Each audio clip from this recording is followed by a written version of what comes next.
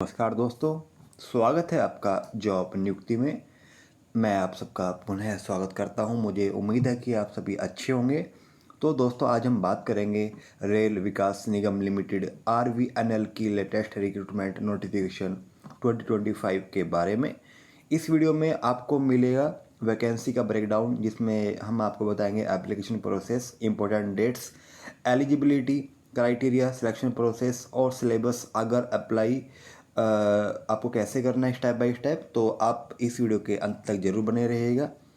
तो अगर मैं आपको इसका ओवरव्यू दूं तो यह भर्ती ऑफलाइन मोड से होगी, यानी आप फॉर्म डाउनलोड करके फिल करके उसको अटैच डॉक्यूमेंट्स और हार्ड कॉपी पोस्टल एड्रेस पर आपको भेजनी होगी।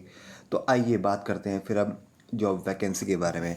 तो ये वैकेंसी है रेलवे डिपार्टमेंट से, और यहाँ पर जो नंबर ऑफ पोस्ट है वो 29 रहेगी। तो जो इनकी लास्ट डेट है अप्लाई करने की वो रहेगी 27 अगस्त, और इनके फॉर्म स्टार्ट हो चुके हैं 28 जुलाई से। और तो अगर मैं बात करूँ डिपार्टमेंट्स के बारे में, यहाँ पर जो वैकेंसी है वो आई हुई है सीनियर DGM। यहाँ पर वैकेंसी है डिपार्टमेंट इलेक्ट्रीशियन के लिए।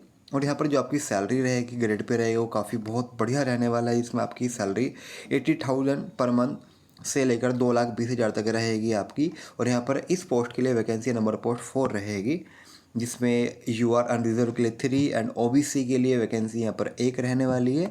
इसके अलावा यहाँ पर आपकी पोस्टिंग एनीवेयर इन इंडिया हो सकती है। देन यहाँ पर अगली वैकेंसी है मैनेजर पोस्ट के लिए फॉर इलेक्ट्रीशियन। यहाँ पर आपकी सैलरी रहेगी 50,000 से लेकर 1,60,000 per month, plus IDA, plus आपको अदर अलाउंस मिलेंगे, PRP IDA भी मिलने वाला है। इस पोस्ट के लिए यहाँ पर नंबर ऑफ वैकेंसी है 7, जिसमें अनरिजर्व के लिए 3, 1 for EWS, 2 for OBC and 1 for SC। Then यहाँ पर अगली वैकेंसी है डिप्टी मैनेजर के लिए, और ये भी इलेक्ट्रीशियन के लिए वैकेंसी रहेगी। आपकी सैलरी रहेगी यहाँ पर 40,000 से लेकर 1,40,000 पर मंथ तक, और यहाँ पर भी आपको अदर फैसिलिटी मिलेगी। यहाँ पर वैकेंसी है 7, जिसमें UR के लिए 4, फॉर EWS एंड SC के लिए 111 वैकेंसी रहेगी। लास्ट में वैकेंसी है यहाँ पर पोस्ट के लिए असिस्टेंट मैनेजर के लिए, और यहाँ पर आपकी सैलरी रहेगी 30,000 पर मंथ से लेकर 1,20,000 पर मंथ। और इस पोस्ट के लिए जो नंबर ऑफ पोस्ट है वो रहेगी 11, जिसमें UR के लिए 4 और OBC के लिए 3 वैकेंसी रहेगी, EWS के लिए 1, SC के लिए 2 एंड ST के लिए 1 यहाँ पर वैकेंसी रहेगी। तो कुल मिलाकर यहाँ पर टोटल नंबर ऑफ पोस्ट है वो 29 रहेगी। तो अगर मैं बात करूँ यहाँ पर आपकी एलिजिबिलिटी क्राइटेरिया के बारे में, तो सीनियर डेप्टी GM के लिए यहाँ पर आपके पास BTech डिग्री होनी चाहिए इन इलेक्ट्रीशियन इंजीनियरिंग और इक्विवेलेंट आपके पास होनी चाहिए। देन मैनेजर और डिप्टी मैनेजर में आप यहाँ पर BE BTech इन इलेक्ट्रिशियल और electrical and electronics with minimum 60% marks आपके होने चाहिए।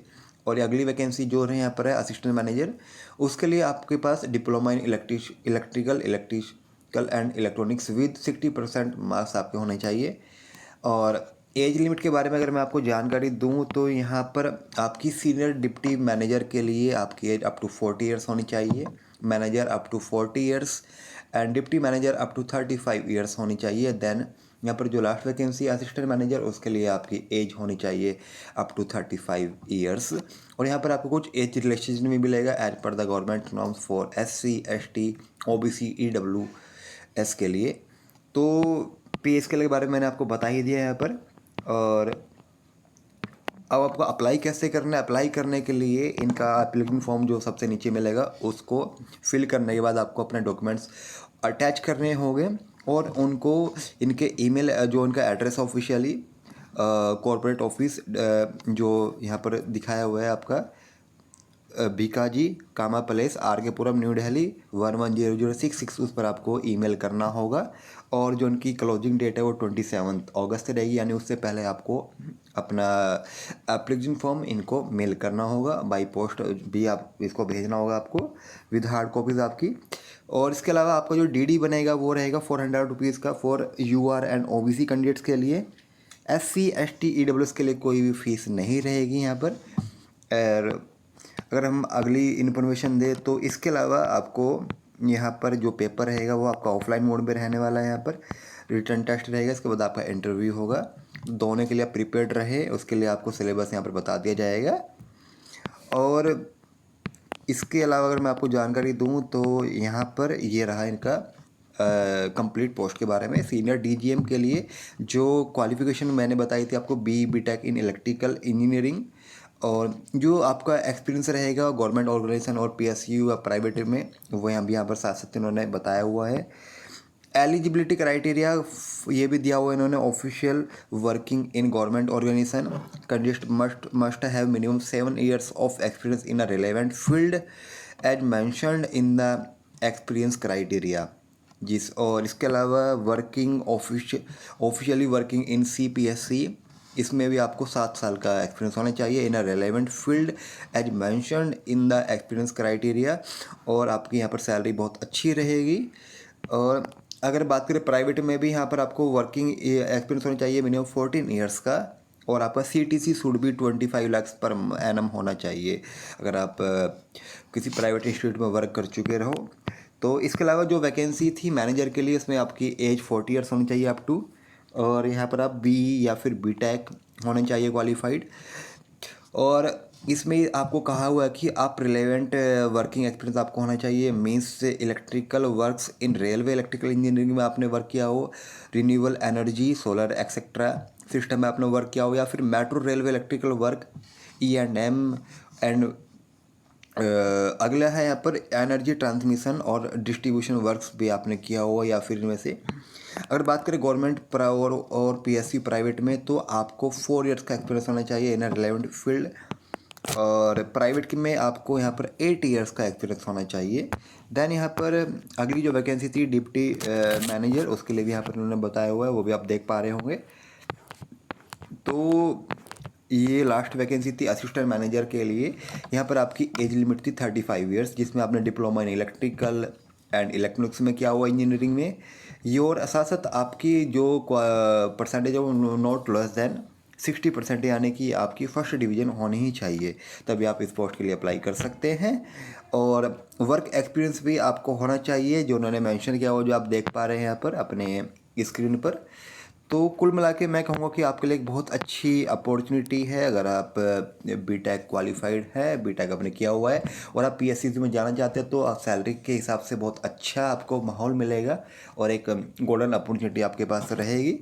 तो ये है इनका एप्लीकेशन फॉर्म, जिसको फिल करना होगा। अप्लाइड फॉर द पोस्ट, आपको बताना होगा आप किस पोस्ट के लिए फिल कर रहे हैं, अपना नाम, father's name, date of birth, अपनी एज, फिर आपको अपना Aadhaar number, community, religion, marital status, nationality आपका, और आपका कम्युनिकेशन एड्रेस, परमानेंट एड्रेस, आपका मोबाइल नंबर, ईमेल एड्रेस और सिग्नेचर ऑफ द कैंडिडेट्स, और जो आपने DD बनवाया हुआ है, डिमांड ड्राफ्ट नंबर, बैंक की नेम और डेट। इसके अलावा आपको अपनी जो क्वालिफिकेशन थी आपकी 10th 12th आपका ग्रेजुएशन BE या B.Tech, उसको आपको ऑर्डर में फिल करना होगा। जो आपका CTC वगैरह रहा होगा, आपने जहाँ भी वर्क किया है, चाहे वो गवर्नमेंट हो, PSCs हो, सेमी गवर्नमेंट हो, आपका डेजिग्नेशन क्या रहा, आपका ग्रेड पे क्या रहा था, CTC क्या था, वो सब आपको फिल करके इनको इनके ऑफिशियली एड्रेस पर बाई पोस्ट करना होगा। तो ये इसको आपको डाउनलोड करना होगा, इन दोनों इनके पेज को। उसको फिल करने के बाद ही फिर डॉक्यूमेंट्स आप इसको यहाँ पर इनको पोस्ट करें, ताकि आप अच्छे से अप्लाई कर सकें। तो ये थे इनका कंप्लीट प्रोसेस। तो मुझे उम्मीद है कि यह वीडियो आपके लिए बहुत हेल्पफुल रहेगी। अगर आप गवर्नमेंट PSCs में जाना चाहते हो तो आपके लिए मेरे अकॉर्डिंग बहुत एक्सीलेंट अपॉर्चुनिटी है, तो आप इसको प्लीज़ मिस मत कीजिएगा। और अगर आप चाहते हैं कि हम ऐसी ही वीडियो को कवर करते रहे, तो आप प्लीज़ हमें कमेंट्स करके ज़रूर बताइएगा, ताकि हम आपकी और मदद कर सकें। तो मिलते हैं अगली वीडियो में। तो प्लीज़ आप चैनल को सब्सक्राइब करें, लाइक करें, वीडियो को शेयर करें। तो मिलते हैं हम अगली वीडियो में। Best of luck. Thank you for watching. Have a good day.